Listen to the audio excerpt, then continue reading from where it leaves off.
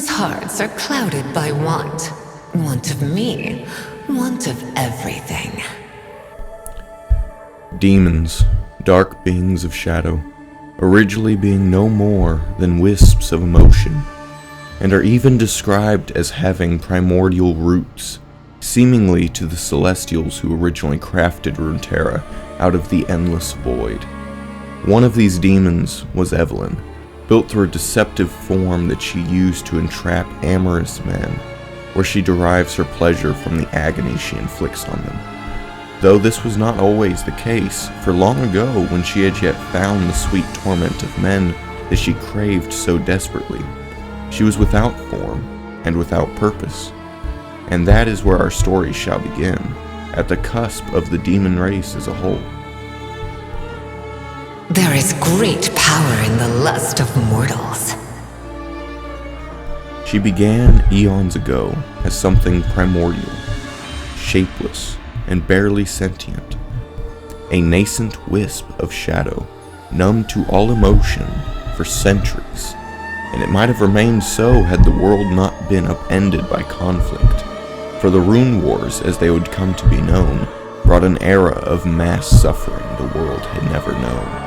And as people across Runeterra began to experience a vast array of pain, anguish, loss, the shadow stirred, the nothingness it had known for so long. She lost all sense of emotion, just as she had felt all those years ago.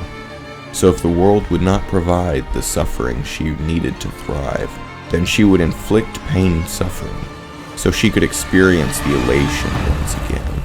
At first, this would prove to be a challenge for her. She could move hidden in the shadow form, but to touch a human, she needed to become something more pleasing, one that would offer them ecstasy born of their own desires, so that their pain would be that much sweeter. So from the shadows, she studied men and tailored her flesh to their liking, learning to say what they wanted to hear in a manner they found alluring and irresistible. In a matter of weeks, she would perfect her physique, leading dozens of enamored men into a slow and agonizing death, for she relished their pain. But it was never enough, for she always found herself desiring more. They always expired too soon, their pain too fleeting to give anything more than tiny morsels of pleasure, never enough to truly satiate her. And so desperately desires for a moment where she could plunge the world into chaos, so she may once again be in an existence of pure and rapturous ecstasy, to feed once again on humanity's sweet pain. Only the end of the world could satisfy. And so, within the dark seams of Runeterra, the primeval demon searches for her next victim, luring in concupiscent prey with the voluptuous facade of a female. And once they succumb to her charms, Evellyn's true form is unleashed, so she may subject her victim to unspeakable torment, gratifying herself with their pain. And to the demon, these liaisons are innocent flings, but to the rest of Runeterra, they are ghoulish tales of lust gone awry, and horrific reminders of the cost of unrestrained want and desire. I love it when they talk dirty. No, please, stop torturing me. Evellyn slinked through the teeming streets, the shadows of her body blending seamlessly with the night. Her eyes glinted with the gloom, though only the keenest observer would have noticed. Drunks, sailors, and harlots chatted in a nearby thoroughfare, blissfully unaware they were being watched by a demon in the dark. The demon, on the other hand, saw them all with perfect clarity, and judged them with the most discerning eye. Evellyn's gaze settled on a man lying in the gutter, a bottle of beet wine dangling from his hands. Ordinarily, the demon wouldn't give a second thought to someone in his condition, but she had not fed in days, and she found herself desperate enough to consider the man, if only for a moment. It would be so easy. All she needed was to lure him into the numerous alleys, far from the glow of the street lamps. The thought perished as she watched a cockroach scurry across the drunk's face. This was a man too inebriated to feel. His arousal would be vague and muted. with none of the urgent attractions she loved to see in her victims before she brought them low. She might even flay an entire arm before he mustered a scream. And that was the problem. Over the course of countless feedings, Evellyn had learned everything about her palate. She preferred, no needed, her victims to feel every prick, every bite, every bit of flesh she peeled away with her claws. A man in his condition would be dull and unfulfilling, scarcely worth their time. She dismissed the drunk and continued down the muddy promenade, past the windows of a dank, candlelit tavern. A fat, belching woman threw open its door and stumbled out into the night, grasping a half-eaten turkey leg. For a moment, Evellyn considered the woman, how she might woo her into an embrace, and then into the unspeakable hell that would follow. The demon watched as the woman wolfed down the rest of the meat, never tasting it. There was something deep inside her, a melancholy that would taint the experience. Evellyn preferred inflicting the pain herself. The demon moved on, gliding through the shadows of the town, over 2 more drunks, past a beggar, asking for alms between a couple in the midst of an argument. Evellyn found them all completely unappealing. Hurting them would be like plucking a flower that had already wilted. She preferred her daisies tall and healthy, for those were the most satisfying to cut down. A dreadful thought overtook her. Perhaps she'd made a mistake, choosing this wretched backwater as her hunting ground. Perhaps at any moment the thrill from her last victim might wear off, leaving only the nothingness, that utterly empty space inside her where feelings should be. And then she saw him. The gentleman was positively beaming as he exited one of the high-end pubs. He was dapper without being flashy, and he hummed a jaunty tune to himself as he set off down the street, with a bouquet of flowers tucked gingerly in the fold of his arm. The 2 lashers on Evellyn's back writhed with excitement. Even from a distance, she sensed this man was completely content in his own skin. She dashed after the gentleman, taking great care not to lose track of her prey or to alert him to her presence. He walked for nearly half an hour before finally turning up a long walkway through a modestly sized cut-stone manor.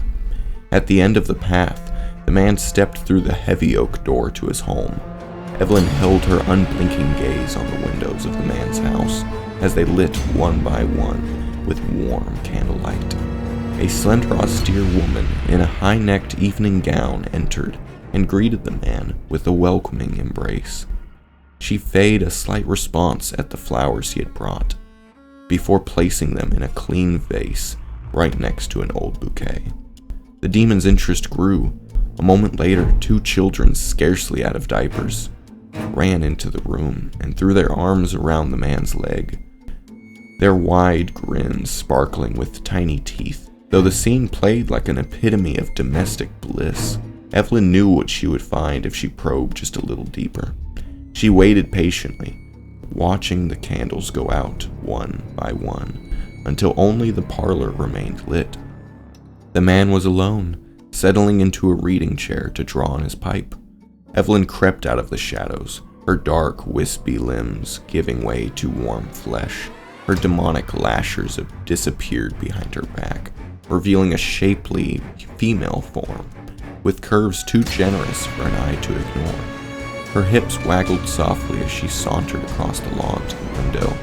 She was nearly arm's length from the glass when she saw the man bolt upright from his chair at the sight of her, his pipe nearly falling from his mouth.